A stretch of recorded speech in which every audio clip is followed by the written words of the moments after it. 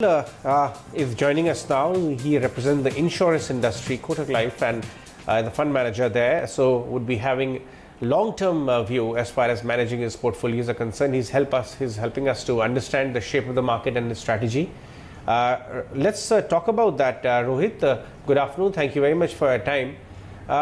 Talk to us. What's the frame you have right now? Frame of mind you are in right now, analyzing all the high frequency indicators, the commentary from business houses after the fourth quarter numbers. Tell us the shape or the stance you're taking on your portfolio. Hi, good afternoon, Ajay, and to all the viewers. Well, as you rightly said, there's a lot of high frequency data which has been pouring in the last month or so. But we believe that in the near term, the markets have kind of run its course, and we do not see too much near-term upsides in the markets. The same was not true in March, where, of course, when the markets fell, everyone was in a state of panic and shock. And after that, what we saw was most of the global central banks expanding their balance sheets, and there was a flush of liquidity in the markets world over. Just to give you a sense, the US Fed had a balance sheet of about $3.1 trillion as of end of December 2019. The same size of the balance sheet is now more than $7 trillion. So what that means is central banks across the world are expanding their balance sheets. Even our own RBI has increased the size of its balance sheet from about 20% of GDP to close to 25% of GDP. All of that money sloshing around and the kind of yields there are in the markets world over has meant that there has been a chasing of risk assets across the world. Even though fundamentals on the very near term may not look good, what has happened is asset prices have got propped up. So in the very near term, we do not see too much meaningful upside in equities, even though obviously with a medium to long-term perspective, we continue to see good upsides which are likely to be there. Coming to the sectors or the high frequency data, of course, April was a washout for most industries. In May, we kind of saw around 40 to 60% normalization. And in June, we hear most companies operating anywhere between 70 to 90% kind of utilization. Bear in mind, all of this could also be due to a fact that when the lockdown was lifted, there was a lot of pent-up demand. It will remain to be seen what happens 2 weeks or 4 weeks down the line when that pent-up demand kind of tapers off. So we are likely to experience some tough times as an economy and as a country, but things have certainly started to look up, is what I would like to say.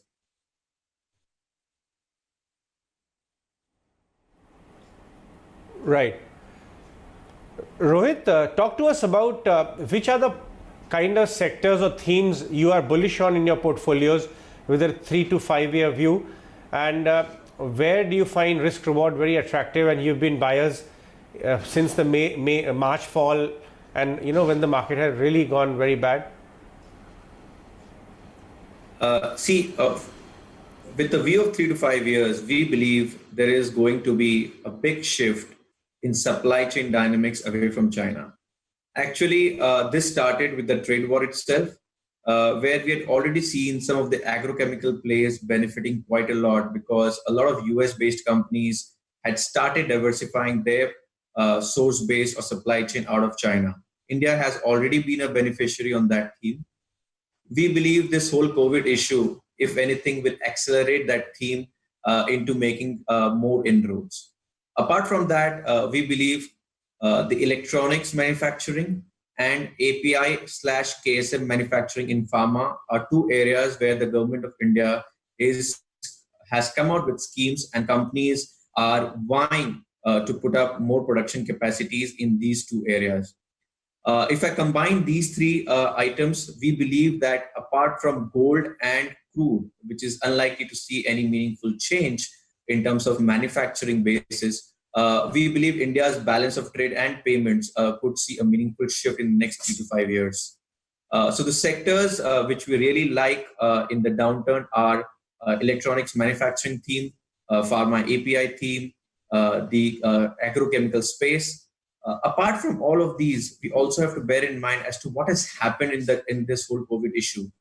is that even if you look at the numbers currently, most of the issue lies in the urban and semi-urban areas. At the same time, rural India is not impacted that much.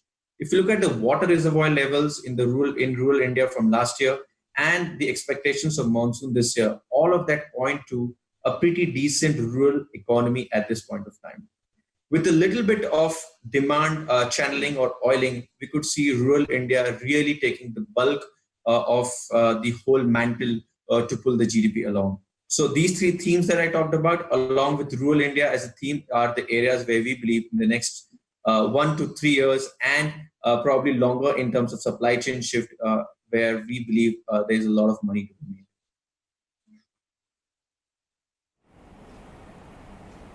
Right. No, indeed. In fact, a lot of companies which have been coming on our channel have been, mirroring the same thought that they are getting much more inquiries. I'm talking about the API companies, and they've been mirroring the same thought of higher inquiries from clients from Japan and US, and the need for shifting base out of China. And the Dahej chemical zone is actually turning out to be a big area. What about lenders? It has become an area where weight is coming down from 40+% to 30 something now in the listed space. People are shunning lenders. RBI has scheduled an important board meet today. Perhaps our reports suggest that they would be taking up one-time restructuring matter, an issue which the industry has been lobbying for. What is your stance on the factors which are playing on lenders right now, and how do the valuations look? Well, whoever has problem in the economy or whichever sector goes through any problem, the brunt is on the lender, right?